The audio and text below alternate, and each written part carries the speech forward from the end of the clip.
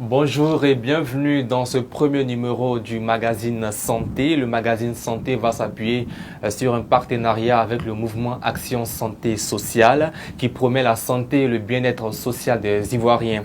À tout seigneur, tout honneur, l'invité de la première partie de ce magazine Santé, Dr Diabaté Moussa, qui est secrétaire général du mouvement Action Santé Sociale et directeur coordonnateur du programme national du développement communautaire. Docteur, bonjour et bienvenue. Bonjour. Dans cette première partie, vous présenterez le mouvement Action Santé Sociale avant qu'on reçoive un second invité dans la seconde partie, Dr Djeneba Ouattara, où nous parlerons aujourd'hui de la Covid-19. Docteur, dites-nous quels sont les objectifs du mouvement Action Santé Sociale. Alors, il faut être clair dès le départ. Le mouvement Action Santé Sociale est un mouvement qui est proche du RHDP. C'est un mouvement qui est proche du RHDP. Nous avons été créés officiellement le 18 mai 2019 à la Riviera Bounoumé, au siège de Génération Gagnante. Et le lancement officiel a été fait le 14 septembre 2019 à Bingerville. Alors, il faut être reconnaissant dans la vie. Je voudrais d'abord vraiment remercier certaines personnes. Mais la première personne à remercier, c'est d'abord un hommage qu'on veut lui rendre. Il s'agit de rendre hommage à l'ex-premier ministre, le premier ministre Amadou Gon Coulibaly, qui, dès le début de ce mouvement, nous a accordé son soutien. Je voudrais vraiment lui rendre hommage, lui témoigner notre reconnaissance posthume pour avoir soutenu ce mouvement-là. Et je voudrais aussi remercier le Premier ministre Ahmed Bakayoko, qui est, vous savez aussi, qui est sensible à tout ce qui touche le domaine médical et le domaine social. Je veux dire le domaine de la santé et le domaine social, qui a accepté d'être le parrain de notre mouvement. Je voudrais aussi remercier le ministre Sidiki Konaté, qui est le directeur exécutif adjoint du RHDP, chargé des organisations professionnelles. C'est lui qui est venu installer officiellement le mouvement le 14 septembre 2019 à Bingerville. Et je voudrais à travers lui remercier toute la direction exécutive du RHDP et dirigée par le dynamique ministre Adama Bitogo. Alors, je voudrais aussi remercier tous nos membres d'honneur qui nous ont soutenus. Et particulièrement, je voulais remercier le DG du Conseil Café Cacao, M. Yves Brahima Koné, pour sa contribution déterminante et son soutien logistique vraiment dans la réalisation de la plupart de nos activités. Je voudrais aussi remercier M. Diaby Lanciné, qui est le président de Génération Gagnante, qui a bien voulu mettre gracieusement à notre disposition le siège de Génération Gagnante pour pouvoir tenir notre Assemblée générale qui a eu lieu le 18 mai 2019. Alors, notre mouvement, comme ça, je l'ai dit tout à l'heure, c'est clair, nous sommes un mouvement politique, nous sommes très proches du RHDP. Notre objectif, c'est de mobiliser toutes les ressources humaines dans le secteur de la santé et du secteur social pour le RHDP. Bien sûr, contribuer à notre manière à une victoire éclatante du RHDP dans toutes les élections. C'est-à-dire que nous sommes présents partout en Côte d'Ivoire et nos membres qui sont partout en Côte d'Ivoire appuient le RHDP pour que le RHDP puisse gagner les élections nettement, clairement, comme nous l'avons gagné au cours des élections présidentielles du 31 octobre 2020. Il s'agit aussi pour nous d'expliquer les activités en matière de santé et sociale, les activités du gouvernement issues du RHDP. Et nous aussi, aider le RHDP à quelque endroit que nous sommes, à quelque part que nous sommes, que vous êtes infirmier, vous êtes médecin, vous êtes directeur, vous êtes où que vous soyez, apportez votre contribution à la réussite du programme de gouvernement du RHDP en matière de santé et du social. Et, bien sûr, faire en sorte que tout ce qui est fait dans le domaine de la santé, quand on l'explique aux populations, qu'on leur dise voilà ce que le gouvernement fait, voilà ce que le président Ado a promis pour la population, et voilà ce qu'il a réalisé. Et nous pensons qu'au niveau de la santé, c'est vraiment un boom. Un boom. C'est-à-dire que ce qu'il même a prévu, il est même allé au-delà de ça, au niveau en matière de santé. Peut-être que nous aurons le temps d'en parler tout à l'heure. Alors, docteur, qui sont les membres de ce mouvement? Alors, j'ai dit tout à l'heure que les membres de ce mouvement, ce sont les agents de santé, les agents du secteur de la santé et les agents du secteur du social, notamment tout ce qui est éducateurs sociaux, c'est les assistants sociaux. Vous savez que toutes ces personnes-là travaillent ensemble avec les agents de santé de façon imbriquée, donc ils travaillent ensemble. Donc nous avons vu au-delà des agents de santé, nous avons vu aussi les acteurs du secteur social, pour qu'on puisse travailler ensemble et qu'on forme ensemble une force pour pouvoir aider les RHDP. Votre mouvement, vous l'avez si bien dit, a été lancé officiellement en septembre 2019. Jusque-là, quelles sont les grandes actions que vous avez menées? Alors, on a eu beaucoup d'activités que nous avons eu à mener. Alors, premièrement, nous avons créé une plateforme vraiment ouverte à tous les agents de santé du secteur social et pour échanger, d'abord pour mener des activités politiques et en même temps échanger sur tout ce qui est problématique en matière de santé et de social. Donc cette plateforme, vous pouvez aller, cette plateforme RHDP, c'est clair, tout le monde peut y participer. Si vous demandez Cédric de vous ajouter, on va vous ajouter. Alors, nous avons fait l'installation des sections locales. Nous sommes un peu installés partout au niveau du territoire national. Nous avons permis à beaucoup d'agents de santé et du social de pouvoir adhérer au RHDP dans leur localité. Nous avons organisé des séminaires, notamment le séminaire le plus important que nous avons organisé, c'était le séminaire sur la CMU, pour expliquer qu'est-ce que c'est que réellement la couverture maladie universelle aux populations. Nous avons organisé cela. Nous avons aussi sensibilisé les populations en matière de santé sur tout ce qui est problème sanitaire, notamment le Covid, le paludisme, en tout cas tout ce qui est problème de santé publique. Nous avons sensibilisé les populations. Nous avons organisé une conférence de presse qui a traité de la problématique de la responsabilité de l'agent de santé à l'ère des réseaux sociaux. Ça veut dire que quand vous travaillez à l'ère des réseaux sociaux, bon, vous savez, les infox, les bonnes informations, tout s'entremêle. Donc on s'est dit, mais quelle est la responsabilité de l'agent de santé à l'ère des réseaux sociaux? Ça a eu beaucoup de succès et on nous a félicité d'avoir organisé vraiment cette conférence. Nous avons fait aussi de participer à des dons de sang pour sauver des vies. Nous avons participé, nous avons organisé des distributions de médicaments dans des centres de santé pour appuyer certains centres de santé en médicaments et en matériel médical. Nous avons, à l'ère du Covid, pour être à la mode, nous avons aussi distribué des masques. Et nos masques, c'était vraiment des masques lavables et réutilisables et qui a été mis gracieusement à notre disposition par le directeur général de la nouvelle pharmacie de la santé publique, qui est un membre de ASRHD, de Action Santé Sociale. Alors, nous avons aussi créé un journal que je vais vous présenter, qui a fait le point sur vraiment le bilan sanitaire du président de la République. Quand je vous dis tout à l'heure, c'est un boom. Voilà, voici le journal que nous avons créé. Je vais vous le montrer. Alors, c'est le journal pour soutenir la campagne du président au cours de l'élection présidentielle. Voilà. On dit sous Alassane Ouattara, c'est vraiment le boom dans le secteur de la santé. Alors, nous avons, et ça nous a permis de faire le bilan des actions du président de la République en matière sanitaire. Alors, docteur, vous avez eu à mener beaucoup d'activités au cours de l'année 2020. Oui. Et qu'est-ce que vous comptez faire en 2021? Alors, en 2021, nous comptons continuer ce que nous avons commencé. En 2020, nous avons été un peu freinés dans notre élan par rapport à la situation sanitaire qui était liée au Covid.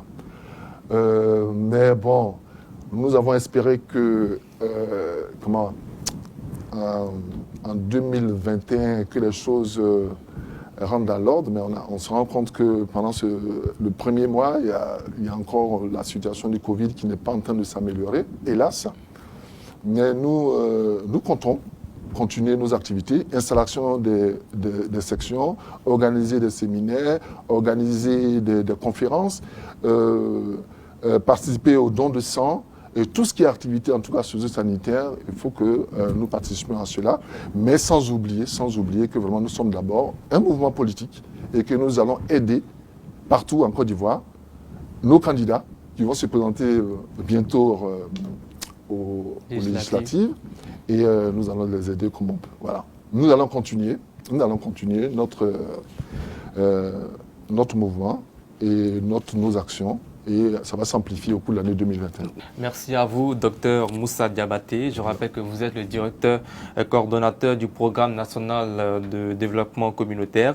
Vous étiez sur ce plateau en qualité de secrétaire général du mouvement Action Santé Sociale. Tout de suite, place à la seconde partie de ce magazine. Nous parlerons de la pandémie à coronavirus Covid-19. Bonjour, Dr Ouattara. Bonjour Sidik. Je rappelle que Dr Djeneba Ouattara est enseignante-chercheure santé publique à l'université Félix Houphouët-Boigny de Cocody, conseillère technique santé au cabinet du Premier ministre et présidente du mouvement Action Santé Sociale. Depuis fin décembre, le nombre de cas de contamination à la Covid-19 est à la hausse. On enregistre à nouveau des centaines de cas par jour. Comment expliquez-vous la hausse des cas de contamination qu'on constate depuis un certain moment? Effectivement, on constate une hausse des cas. Le 19 décembre, nous étions à 306 cas actifs de malades de Covid. Aujourd'hui, on est à près de 1500. Donc, on note que les chiffres se sont multipliés par 5. Mais ce n'est pas étonnant. À la faveur des fêtes, on a vu qu'il y a eu de nombreux vacanciers qui sont venus. Ensuite, il y a eu de grands rassemblements qui se sont faits sans que des mesures barrières ne soient prises. Donc on a constaté qu'il y a eu des concerts et autres sans que des mesures n'aient été prises. Le 19 décembre, on était à 306 cas actifs. Aujourd'hui, on est à près de 1500 cas actifs. Donc vous voyez ce chiffre est vraiment monté. Ça a été multiplié par 5. Docteur, on se demande aussi, c'est quoi un virus? C'est quoi un virus? Un virus, c'est un agent infectieux qui contient un seul acide nucléique, soit un ADN ou un ARN. Donc ça, c'est la définition du virus. Et c'est quoi le coronavirus? Le coronavirus, c'est un virus à ARN qui est de la famille des coronaviridae. Alors, docteur, on nous apprend que le virus est un virus mutant au point où on en a aujourd'hui 2, un en Angleterre et l'autre en Afrique du Sud qui serait plus dangereux. Alors, le coronavirus a une capacité de mutation, d'où les inquiétudes qu'on a et la grande surveillance et les actions qui sont prises autour de ce virus. Donc il a une grande capacité de mutation, ça veut dire que d'un moment à l'autre, il peut changer et sa virulence également peut évoluer. Donc cette virulence en évoluant peut être beaucoup plus dangereuse que la souche précédente. Donc il est important justement de bien la surveiller et puis pour réduire au moins les variants. Effectivement, on a 2 souches de variants qui ont été constatées. Et quelles sont... Une en Afrique du Sud et puis une en Angleterre. Alors, docteur, quels sont les symptômes de la maladie? Les symptômes sont les mêmes, je pense. On a parfois des cas asymptomatiques, c'est-à-dire des personnes qui ne présentent aucun signe. On a des cas légers à type de toux, fièvre et fatigue. Et on a des cas graves qui sont des problèmes respiratoires qui peuvent aller jusqu'au décès. Et comment vous expliquez aujourd'hui le fait que les gens meurent plus dans les pays froids qu'en Afrique? Bon, c'est un constat. Les pays où la mortalité sont les plus élevées, on a les États-Unis, le Brésil, l'Inde, le Mexique. En Afrique, on constate qu'il y a moins de décès. Il y a plusieurs hypothèses qui ont été faites. Certains ont parlé du climat, certains ont parlé de souches moins virulentes en Afrique, ou alors encore de mesures précoces qui ont été prises par le gouvernement. En tout cas, il y a beaucoup de mesures, d'hypothèses qui ont été évoquées, mais qui n'ont pas encore toutes été explorées. Les recherches se poursuivent, mais pourquoi les gens préfèrent mettre l'accent sur le vaccin que sur un médicament qui guérit? Alors, quand on lutte contre une maladie, on a plusieurs aspects. Le premier aspect, c'est la prévention. Donc, pour éviter d'avoir des cas. Donc, mieux vaut ne pas être malade. Ce qui nous permet de ne pas être malade, c'est d'avoir été vacciné.